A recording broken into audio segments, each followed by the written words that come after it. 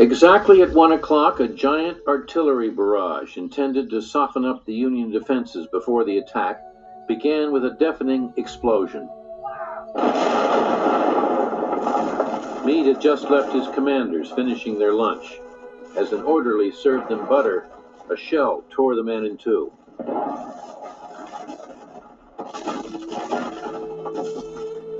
The storm broke upon us so suddenly that numbers of soldiers and officers who leaped from their tents or lazy siestas on the grass were stricken in their rising with mortal wounds and died, some with cigars clamped between their teeth, some with pieces of food in their fingers.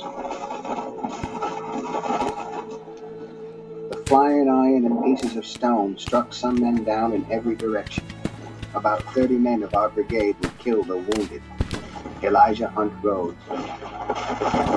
To keep up his men's courage, General Winfield Scott Hancock rode up and down the line without flinching at the screaming shells.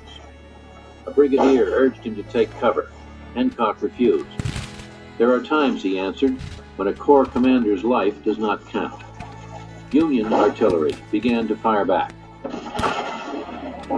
We sat and heard in silence.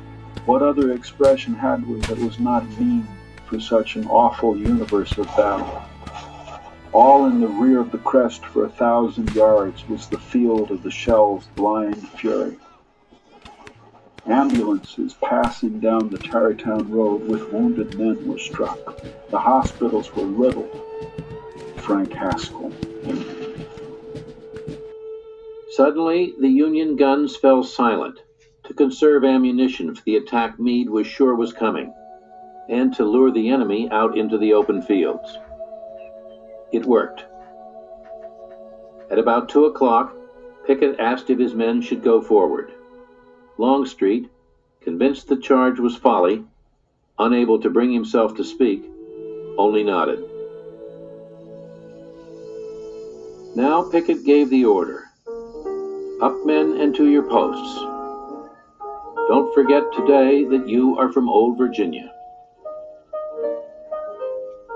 At 3 o'clock, 3 divisions, 13,000 men, started out of the woods toward the stone wall 1.5 miles away at a brisk, steady pace, covering about 100 yards a minute.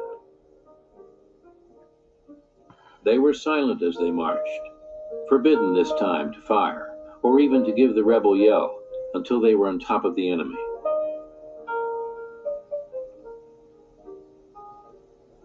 More than half a mile their front extends, man touching man, rank pressing rank. The red flags wave, their horsemen gallop up and down. The arms of 13,000 men, barrel and bayonet, gleam in the sun. A sloping forest of flashing steel. Right on they move, as with one soul. None on that crest now need be told the enemy is advancing. Every eye could see his legions, an overwhelming, resistless tide, an ocean of armed men sweeping upon us.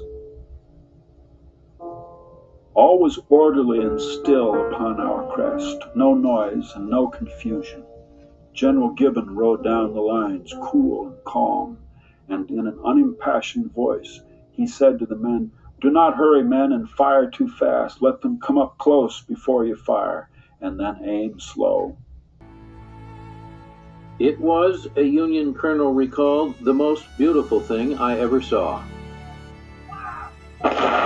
Suddenly, the Union artillery on Cemetery Ridge and Little Round Top opened fire, and a great moan went up from the Confederate line. We could not help hitting them at every shot, a Federal officer recalled. As many as 10 men at a time were destroyed by a single bursting shell.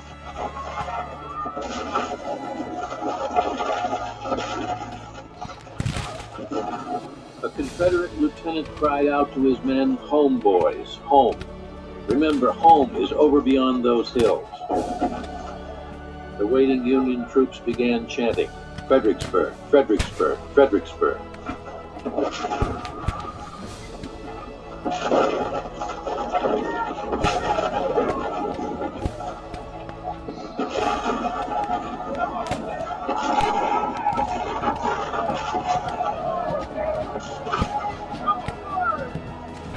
Southerners came within 200 yards, Union General Alexander Hayes told his men to fire.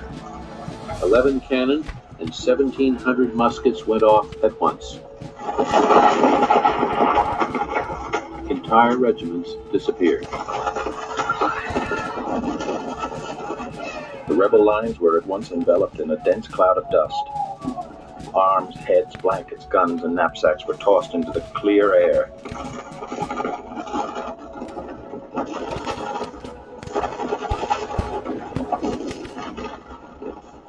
Still, the Confederates came on. They reached the Union line at one place only, a crook in the stone wall known as the Angle.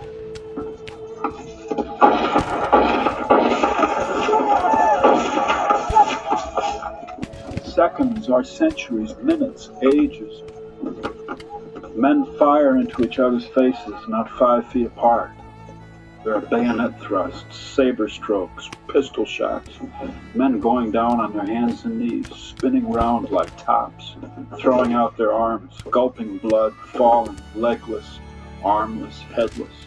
There are ghastly heaps of dead men.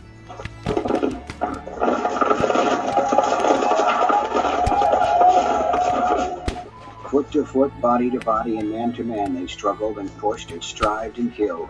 The mass of wounded and heaps of dead tangled their feet.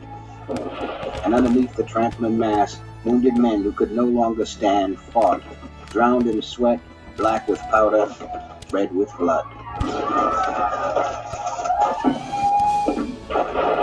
The Confederates were led by General Lewis A. Armstead. He stepped over the wall waving his hat on his sword and seized a Union battery before he was shot down.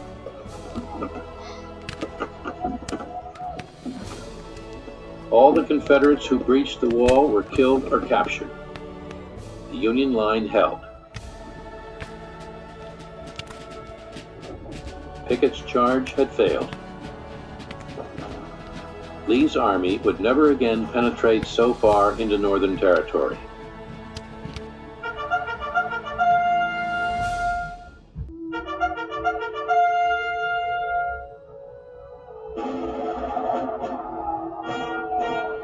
Cheer after cheer rose from the triumphant boys in blue, echoing from Round Top, from Cemetery Hill, resounding in the vale below, making the very heavens throb.